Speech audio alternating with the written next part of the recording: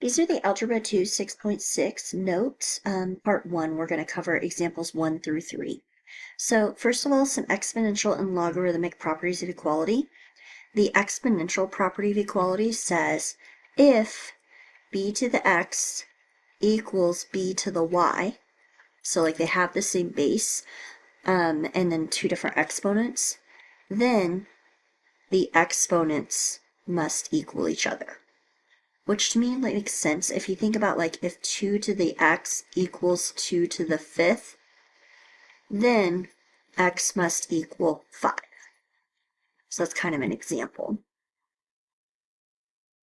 All right. So then the logarithmic property of equality is if log base b of something like x equals log base b of y, then x must equal y. So as an example, if you had like, let's say log base 6 of x equals log base 6 of 10, you see how they're both log base 6 and they're equal to each other? Then x must equal 10 because they're both a log base 6. That's basically what the properties of equality are saying. Okay, and then they can also, just for the record, work backwards. So like if x equals 10, then you could do log base 6 of x and log base 6 of 10, and they would be equal to each other. So they work backwards also. All right, example 1 is something we learned back in Algebra 1. So we're going to use the exponential property of equality. What we're going to do is we're going to first start with the fact that 10 squared is the same as 100, and also the fact that 10 to the negative 1 is the same as 1 over 10, because that negative 1 brings it down to the denominator.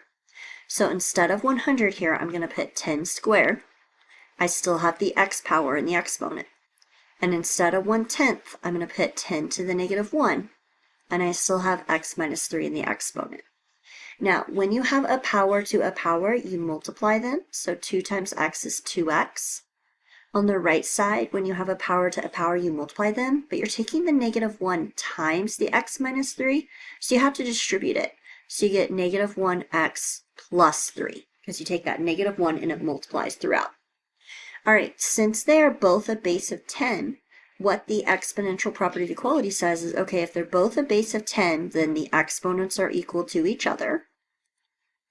So then from there, you just solve for x, get x on the same side. So I get 3x equals 3. So then I end up with x equals 1. Okay, now this is probably the most important part of today. I have 2 to the x equals 7. Now currently, the only strategy I currently know to solve these is to graph 2 to the x and graph 7 and see where they intersect. These are actually very easy to solve once you know how. So what I'm going to do is I'm going to take a log base 2 to both sides. So I'm going to do it to the left side, which is log base 2 of 2 to the x, and I'm going to do it to the right side, so log base 2 of 7. So it's fine to do as long as I do it on both sides. That's what keeps it equal, because I'm using the logarithmic property of equality. So why I chose log base 2 specifically is because I saw I have this 2 to the x, and so I want to get the x out of the exponent. Now here's why this works. Remember that we have two options here. We remember that when it's the same base of the log and then the base of whatever's inside the log, it equals just the exponent. Like I think when we had it in our notes, we wrote it like that. Or the other option is we learned that the exponent can drop to the front and be multiplying, and then log base 2 of 2 is 1. And so that's why that works. So my whole reasoning for taking log base 2 of 2 to the x is it simplifies to x, and then I have log base 2 of 7, which I can put into my calculator, and I can find out what that is. Okay, so to put it in my calculator, I can use the change of base formula, which says that this is the same as log 7 divided by log 2. Remember using our common log. And that's approximately 2.807. The place I can find this is under F2 right here above window. I'm going to hit alpha and then the window button. And this option 5 down here is log base, and I can type it in like this. That's where I can come up with log base 2 of 7. And then another option is I can go under math, and then I can scroll all the way down, or I can even use the up arrow to go to the end of it, and you see A. So if you scroll all the way down past 9, you get 0, then A, then B. There's also log base. That was under the math button. So those are all ways I can type this in my calculator. All right, just real quick, because this is a very important part of today, let's go down to the self-assessment and take a look at option B right here, 1B. So once again, because this is a base of 2, I'm going to use log base 2. And I have to do it on both sides. So had it been like a base of 7 to the x, I'd use log base 7. So like for example, if it was 3 to the x, then I would use log base 3. If it was 8 to the x, I'm going to use log base 8, and so on. All right, so on the left side, that simplifies down to x, and on the right side, I can go ahead and I can type in my calculator log base 2 of 5, and that is 2.322. All right, let's head back up to example 2. All right, on example 2, it says you are cooking this Ethiopian stew. When you take it off the stove, its temperature is 212 degrees Fahrenheit. The room temperature is 70 degrees Fahrenheit. The cooling rate is R equals 0.046. How long will it take the stew to cool to a serving temperature of 100 degrees Fahrenheit? So you need Newton's law of cooling, which if we do this on a quiz or a test, I will provide this law. You just need to know how to use it. But go ahead and write it down so that you have it for your homework. All right, so this is what the formula is.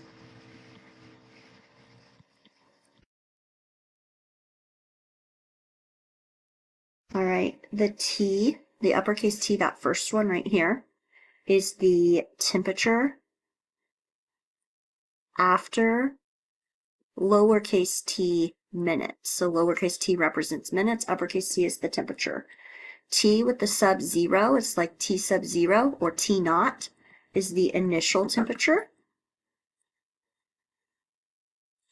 T with the subscript R is the room temperature. Go ahead and pause this video and make sure that you have that all written down.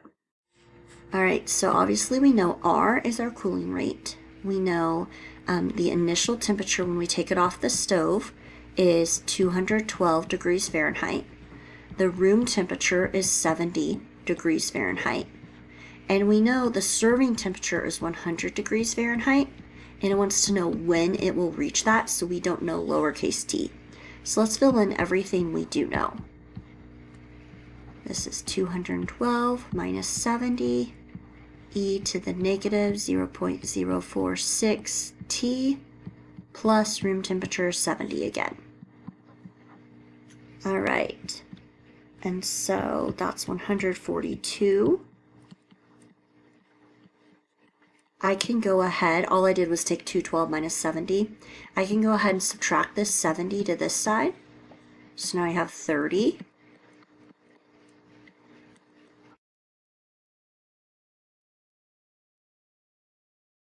All right, and I want to divide by 142, which is 0.211, and that's approximately, I rounded that, e to the negative 0.046 t. Okay, so now to get the t out of the exponent, I'm going to do the natural log on both sides because that's log base e. So I'm going to do the natural log of e to the negative 0.046 t. That's going to cancel out the natural log and the e, and it's going to bring down my exponent. And then I have whatever natural log of 0.211 is. Now I'm going to take that and I'm going to divide by negative 0.46. Sorry, 0.046. Don't forget the negative. And so then here's how I'm going to put it in my calculator. I'm going to put the natural log of 0.211, don't forget to close your parentheses, and then divide by negative 0.046. All right, and I get approximately 33.8, so that means about 34 minutes is how long it will take the stew to cool from 212 degrees to 100 degrees if the room temperature is 70 degrees Fahrenheit. All right, so this is really easy right here. This is using the logarithmic property of equality we started with. Since these are both natural logs, meaning they're a log base e, basically what I'm saying is they're a log with the same base. Since they both are the same on each side, you can just take the portions inside the natural log and set them equal to each other. So then we'll subtract the x, and then we'll add 7 and divide by 3. And so I get x equals 4. The reason this works, if you think about plugging in 4, so if you plug in 4 to the left side, you'll have natural log of 16 minus 7, which is 9. And if you plug 4 into this side, you'll have natural log of 9. So natural log of 9 would equal natural log of 9. Okay, and then on this last one, I personally just rewrite this one.